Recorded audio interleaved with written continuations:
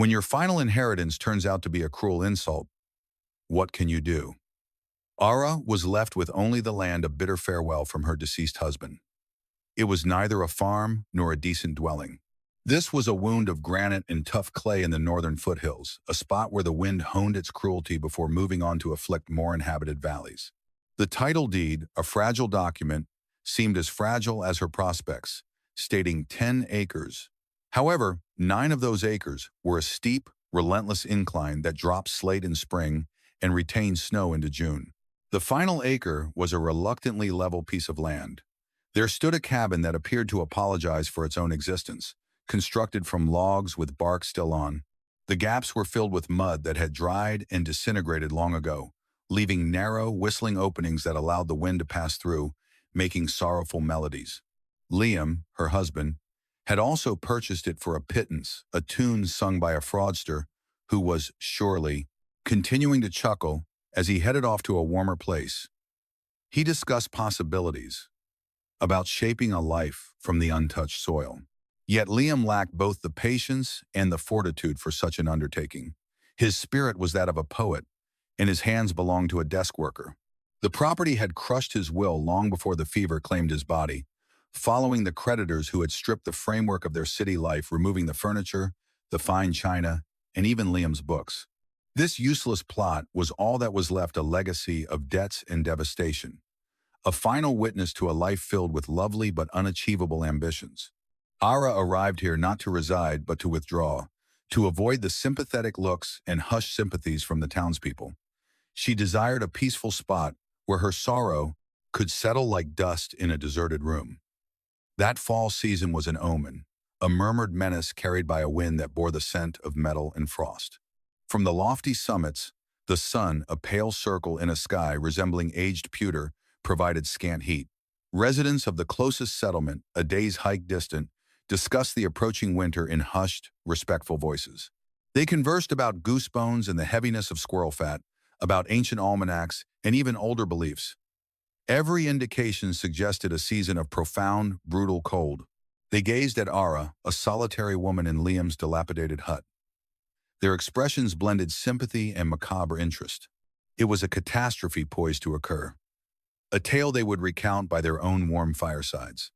When the snowstorms arrived to blanket everything in white, how would she manage to survive? Marquez, her brother-in-law, was the most outspoken. He was a sturdy man grounded in pragmatism, constantly focused on gains and losses. One day he drove his strong wagon to the cabin, which seemed incongruous next to the decaying structure. Marquez stood with his hands on his hips, his gaze scanning the land with obvious disdain. "Sell it, Ara," he stated, his tone devoid of compassion. "Sell it to me. I'll pay you $50 for the granite rights." He hesitated. "You can't survive here. This isn't a dwelling, it's a gravestone waiting for someone." She declined, not because she had hope, but due to a resilience that was her final remaining asset. The property belonged to her. The failure was her own. The sorrow was her own. She wouldn't part with it for the cost of an inexpensive casket. Marquez shook his head, a motion typical of someone handling a crazy woman. "The first hard frost will make you come to your senses," he shouted as he departed, "or it will kill you. Regardless, my proposal remains." His speech lingered in the cold air. It clung to the cabin just like the frost, starting to create icy designs on the single pane. The hut could not keep out the cold, forcing Ara to spend her days filling the gaps between logs with moss and mud. This chore felt as futile and never-ending as attempting to empty the sea using a thimble. There was always another entry point the wind could discover, a fresh crevice to take advantage of, murmuring its freezing pledges. Meanwhile, she attempted to rest beneath a heap of worn-out covers. Her supply of firewood amounted to a pitiful little stack leaning on the northern wall of the hut. She was absolutely convinced, in a way that made her bones icy, that it would never suffice and would always fall short. The chill she battled was not merely a passing spell. It was a living thing, an enduring hunter merely biding its time until her provisions and determination were exhausted. Hopelessness turned into her steady sidekick. It accompanied her each morning as her breath formed clouds in the freezing atmosphere. It remained with her during the nights when the hut's timbers creaked beneath the pressure of the wind. She resembled a vessel going down, with the ocean stretching without end. Then, during an especially savage blast, it occurred. The winds struck the hut with a tangible impact. Outdoors, Ara struggled to fasten a dangling sheet of tin on the rooftop. When the blizzard almost swept her off her feet, she staggered, seeking temporary cover. Her steps led her to the foot of the enormous granite slope that towered above her property. It resembled a stone deity keeping watch. There, partway concealed by dense hawthorn shrubbery, she spotted it. The dilapidated remnants of a former root cellar. An unknown builder had excavated it into the ground. The entrance had rotted entirely years ago, resulting in a black, gaping cavity on the hillside. Acting purely on instinct, without a conscious decision, Ara squatted and crept inside. The transformation was immediate and incredible. The howling of the gale ceased completely, replaced by a profound, weighty quiet. What struck her most was the atmosphere itself. Outdoors, the breeze felt like a biting, savage blade. In this spot, just a short distance below the surface, the air was utterly motionless. The temperature was indeed low, but in a damp, indifferent way, lacking the wind's sharp malice. It resembled the contrast between a keen blade and a rough rock. The former slices, while the latter simply exists. She moved a few more paces into the blackness, her fingers grazing the moist dirt walls. The temperature appeared constant, a fundamental state of being. It seemed unaffected by the chaos howling beyond. Ara recalled a saying her grandmother often uttered, traditional rural knowledge. Back then it had seemed like a charming fairy tale.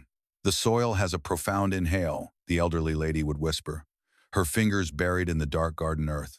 It exhales coolness in the hot months and warmth in the cold season. You simply need to understand how to pay attention. In those days, Ara would grin and nod, dismissing it as mere verse.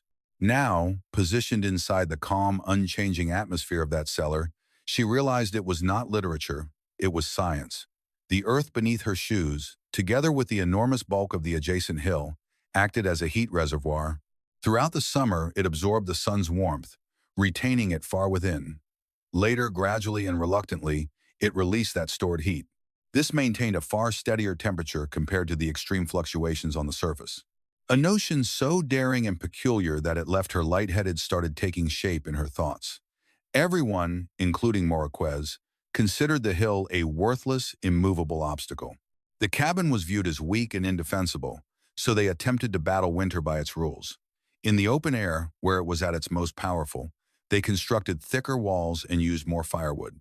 They attempted to generate a tiny pocket of heat within an enormous sea of freezing temperatures. But what if they had it all wrong? What if the solution wasn't about constructing an improved stronghold against the winter? What if it was about withdrawing to a place the cold couldn't get to?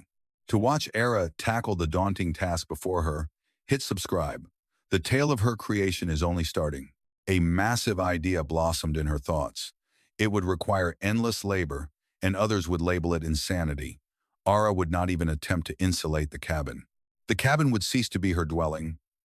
It would transform into an entryway, a porch, and an airlock for her genuine sanctuary. She would expand and excavate the old cellar, making it larger and deeper, and shape a habitation deep within the hillside. After that, Ara envisioned a stone-lined passageway linking the cabin, a tunnel extending from the rear of her modest hut directly into the ground. This would serve as a lifeline to the steady, quiet warmth found deep beneath the surface. She would dwell as a badger in its burrow, like a seed lying dormant beneath the frost, shielded by the earth's vast insulating capability. The villagers already considered her odd for remaining. This endeavor would solidify her reputation as the town's crazy lady. She was aware of that, yet a flame kindled within her, a flicker of a sensation she'd not experienced since before Liam fell ill. It was a powerful, rebellious drive. Let people gossip. Let them ridicule her own beliefs. When snow accumulated to a depth of 1.5 meters and the temperature plunged to negative 30 degrees Celsius, the snow would not provide warmth. Only the labor would, only the rock, the soil, and her own hands. The following day, she went into town to Sada's Cross General Store, a spot redolent of sawdust, coffee, and smoked meats. Ara used up nearly all her leftover funds, but not on logs or heavy quilts. Rather, she purchased a fresh pickaxe head, a robust shovel, 24 candles, and a roll of heavy string. Silas, the shop proprietor, observed her selections. His countenance appeared eternally etched with weary realism, and he remarked, "Tools for digging, ma'am?" in a serious tone. "It's a poor season to start excavating. Frost is imminent. I'm not breaking fresh earth." Ara responded with a steady voice, "Merely enhancing an existing cellar." Silas bent over the counter, his expression gentled by something that seemed perilously close to compassion. "Listen, Ara," he said, addressing her by her given name for the first occasion. "I was acquainted with your husband, an idealist. No harm in that, I guess. However, this land you cannot conquer it. No one can. Move to the village. The church has a space for widows. There's no disgrace in accepting it." She gave a nod, meeting his gaze directly. "But I already possess a home. I simply must get it ready." She settled the bill for the tools and departed, aware of his anxious stare trailing her to the exit. Ara possessed a scheme and the implements, yet the immense physical effort of digging in the face of the approaching winter still awaited. The lengthy trek back to her cabin seemed altered. The implements inside her bag, despite their weight, felt substantial. The burden of a scheme initiated the labor. This was a harsh, pitiless attack on the ground. That ancient basement was hardly a foundation, merely a superficial hollow in the slope. She required it to be more profound and far broader. The initial period was sheer torment. The pickaxe felt foreign and awkward in her grasp, and every strike transmitted a jolting tremor up to her arms and shoulders. The spade grated against concealed stones, and the dense adhesive clay resisted at every centimeter. Her hands, tender from an indoor existence, quickly became covered in blisters. They cracked, they bled, then they toughened into calluses. Her spine cried out in resistance, and each muscle ached with a profound, draining heat. Gradually, she discovered a pace. This was a mournful dance of labor. She excavated until the sun stood overhead, its faint illumination hardly penetrating the dark basement. Afterwards, she transported the removed soil and stones using a reused wooden pail, depositing them into an accumulating heap behind the shack. During the night, with just one candle for illumination, she examined the sides of her expanding cavity. She acquired the skill to interpret the rock and observe the splits and crevices. She recognized areas where the granite was compact and where it was sufficiently cracked to be shattered using a pick and a sledgehammer from the tool shed. Her activity was not merely excavation.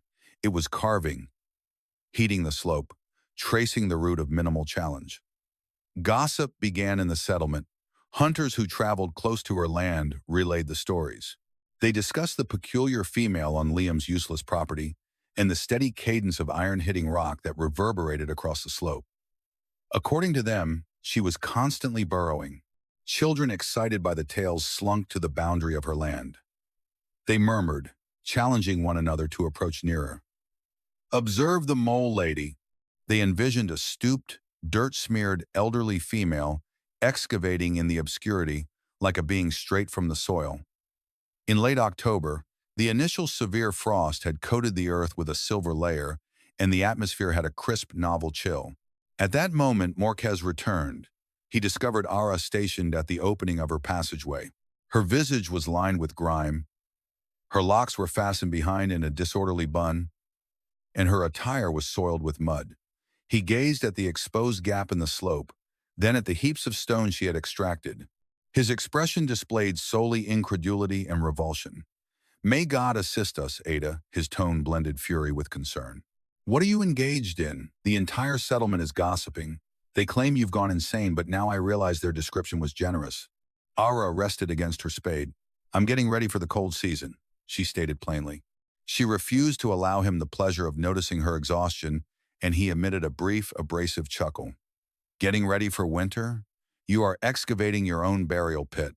He moved his head side to side. "You will entomb yourself alive in here when the snowfall arrives. Alternatively, you'll contract pneumonia from the moisture and perish in the darkness." He motioned frantically, initially toward the cottage, subsequently toward the cavity. This is an unacceptable manner for a respectable lady to exist. He then attacked the true injury. You're making a mockery of Liam's memory. That was a harsh remark, and it struck her. Ada felt a cold fury rising inside her. Liam's memory amounts to nothing but unpaid debts and useless land, she stated, her tone menacingly quiet. His aspirations gave me nothing. At least my insanity might keep me alive. This land belongs to me, Marquez. Get out. Her expression turned stern. He remained still. I've come to reiterate my proposal, he said. $50? That's more than this folly is worth. Take the money, head to the village, and live like a normal person. He spat out, You're the most obstinate and foolish woman I've ever encountered. He turned away. When your frozen corpse is discovered in spring, don't claim I didn't caution you, he said. Ara observed him depart. She then returned to her tunnel. His presence had unsettled her, yet it also strengthened her determination. She grabbed her tools. The steady chipping sound of her pickaxe served as a defiant response to his scorn. The chamber was complete, a tiny, cave-like space, measuring roughly 3 meters on each side. The ceiling allowed her just enough room to stand upright. Inside, the air was stagnant and felt considerably warmer than the cabin. However, she now needed to link the two spaces, and that was the most hazardous step in her entire scheme. She had to drill through the cabin's stone base, then excavate a 3-meter horizontal tunnel leading to her new subterranean chamber. Ara took Liam's old saw and carved a low arched entry in the cabin's back wall, just above the uneven stone foundation. From within the cabin, she began excavating. It was painstaking and frightening labor. As she progressed, she had to reinforce the tunnel. She used flat stones she had meticulously gathered to provide support. The task was claustrophobic, performed largely on all fours. The flickering candlelight barely penetrated the surrounding darkness. The tiny cabin was filled with the odor of moist soil. On multiple occasions, portions of the tunnel ceiling caved in. Showers of dirt and small stones fell onto her. She was forced to retreat hastily, her heart racing. She was certain she would be entombed alive. Yet every time, after taking a deep breath, she reinforced the broken area with greater care. She then resumed her work, with Silas Croft serving as her sole connection to the outside world. Every fortnight, she trekked the long distance to his shop. She purchased supplies, additional candles, flour, salt, and a small amount of bacon. He no longer inquired about her endeavor. Instead, he simply observed her expression. He noticed the calluses on her hands and the new strength in her frame. He never mocked her, but his eyes held a deep, constant worry one day. While wrapping a small block of cheese for her, he spoke in a low voice so the other customers wouldn't hear. Old folks say this will be a wolf winter, he told her, one that destroys the weak and unprepared, that freezes the sap in the trees. I'll be prepared, Aura responded. Silas sighed, then pushed a small, heavy canvas bag across the counter. Take this, he said, on the house. Inside were a dozen thick iron nails. Use these to secure your stonework, he explained. Mortar doesn't set well in cold weather. Hammer them into the gaps between the large stones. It will keep everything together. It wasn't approval of her plan, but it recognized her effort. It was practical help, the only kind of compassion Silas knew how to give. She realized it was an act of faith, small but deeply significant from a man like Silas. It meant more than 1,000 words of encouragement. Aura's throat tightened. Thank you, Silas, she whispered. She used the nails exactly as he instructed, driving them deep into the earth and rock to reinforce the large stones forming the walls and roof of her passage. The tunnel was her greatest achievement, about 1.2 meters high and 0.9 meters wide, just enough for her to walk hunched over. She had lined every inch with stones carefully fitted with a thick mixture of clay and sand. It wasn't beautiful, but it was strong. The day she broke through the last few inches of earth into the wall of her excavated chamber felt like a great victory. She crawled from the dark tunnel into the even darker room and let out a sigh of pure relief. The passage was finished. Her final task was to create a heat source and manage airflow. She patiently dismantled the cabin's small cast iron stove, a monstrously heavy and awkward task. Piece by piece, She moved it through the passage into the chamber in the hillside. Then came the most clever part of her design. Using sections of stovepipe Silas had sold her at a steep discount, she built a long chimney from the stove. Up through a narrow vent she had opened in the chamber's roof, and then up the steep hillside surface. She attached it to the granite face with more of Silas's nails. It was an ugly, crooked contraption, but it drew perfectly. A small, well-tended fire in the stove would not only provide heat, it would also pull fresh air from the cabin through the passage into the chamber, keeping the air from becoming stale and dangerous. By the first week of December, she was done. Outside, the world underwent a dramatic change. The landscape lost all its bright autumn hues, leaving only the stark, single-color look of winter. Snow now lay permanently on the ground, and the trees appeared as dark skeletons silhouetted against a pale sky. The wind sounded different now, a sharp, sorrowful wail that hinted at the intense Arctic chill amassing up north. Ara relocated her sparse belongings, her blankets, limited food supply, and a few books from the cabin into the chamber that stayed warm from the earth. From the inside, she blocked the cabin's front door, packing rags and snow into all the gaps, and repeated the process on the window. The cabin became just a buffer area. Her entire world now consisted of the little stone-walled room inside the hill and the tunnel linking it to the icy surface above. The massive blizzard struck exactly on the winter solstice. Its arrival was anything but gentle. It came down like a conquering force, a white barrier that wiped out the horizon and consumed the sky. Over the radio at Silas's store, they were calling it the storm of the century, a Siberian express that would bring unprecedented freezing temperatures. In the 2 days leading up to its arrival, the village was a hive of hurried activity. Men split additional firewood while women preserved the final autumn vegetables in cans. A collective sense of dread permeated the air. When the storm finally hit, all movement ceased, and the world fell into a hush, smothered by a deluge of wind and snow.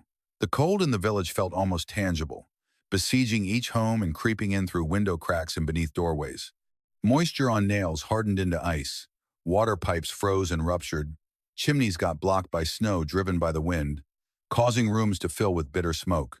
Entire families crowded into one room, endlessly fueling their stoves.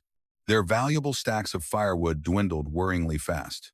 Marcus, inside his large, sturdy farmhouse, could feel the cold closing in. Despite all his preparations, the storm's intensity overwhelmed him.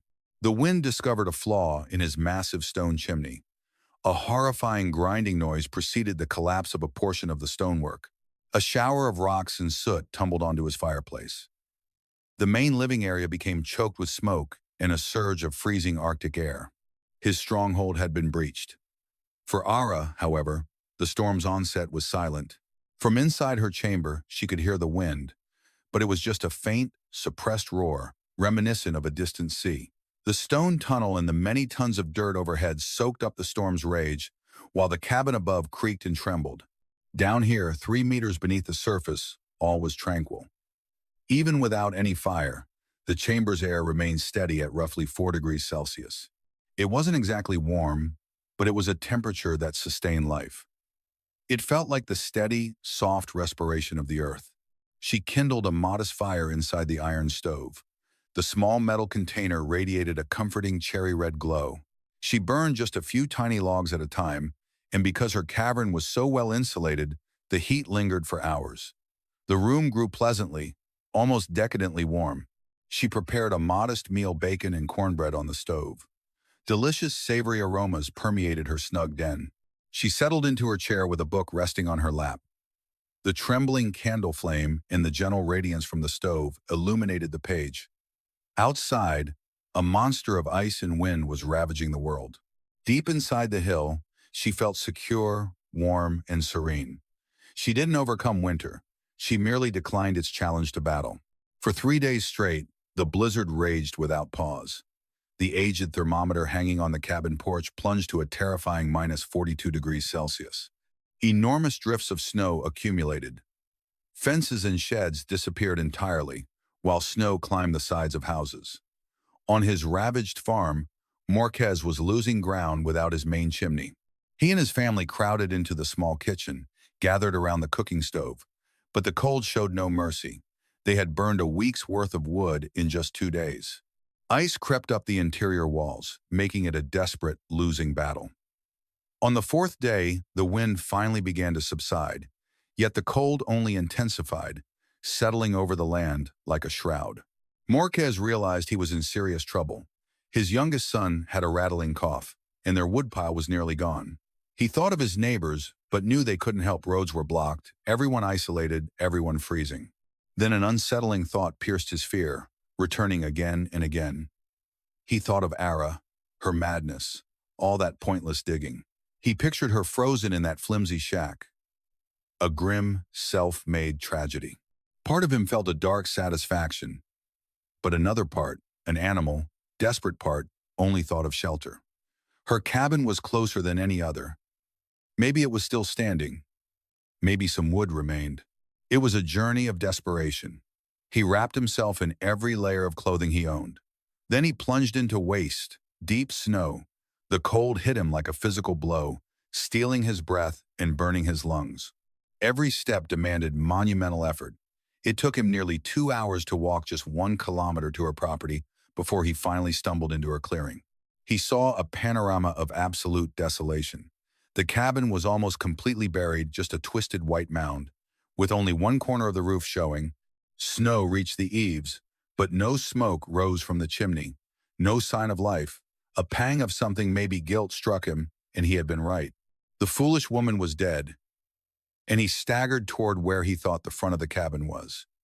His limbs were numb, his mind clouded by the cold. He needed shelter, even for a few minutes. He started digging in the snow where he remembered the door. His frozen fingers were useless. He was exhausted and defeated. He collapsed against the cabin's snow-covered wall. A wave of despair washed over him. This was the end.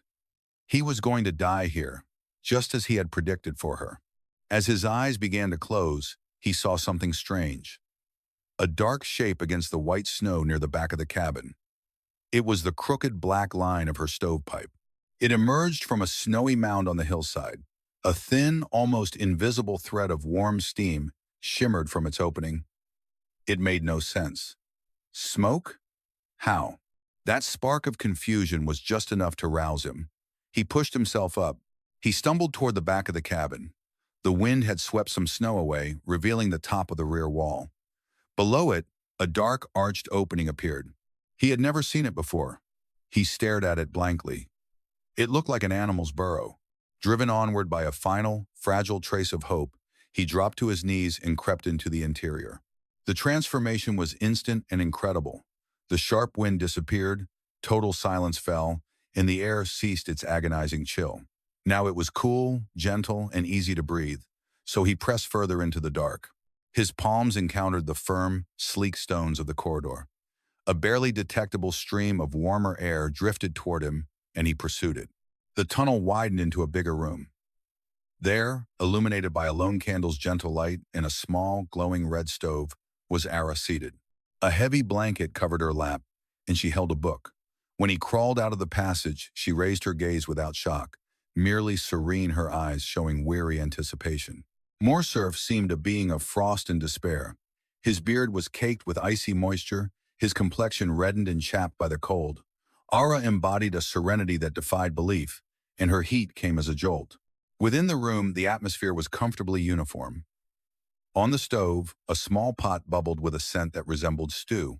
He studied her tranquil features and noticed the sturdy rock walls. He observed the modest stack of firewood, bigger than the one he'd left at his own dwelling. His entire perspective crumbled. All his notions of fortitude and insanity shattered into countless fragments. He tried to speak, his stiff lips struggling to utter, "How?" in a hoarse, broken whisper. Ara shut her book, holding her place with a finger, and spoke calmly. "The hill offers more warmth than the wind.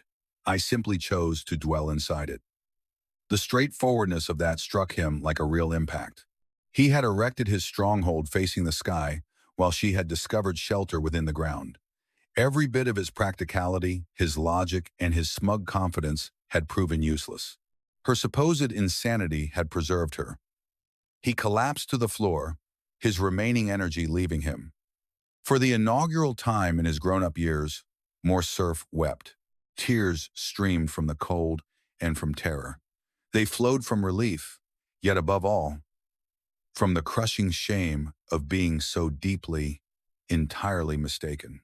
The urgent emergency had passed, yet the broader consequences of Ara's peculiar behavior for the community lingered.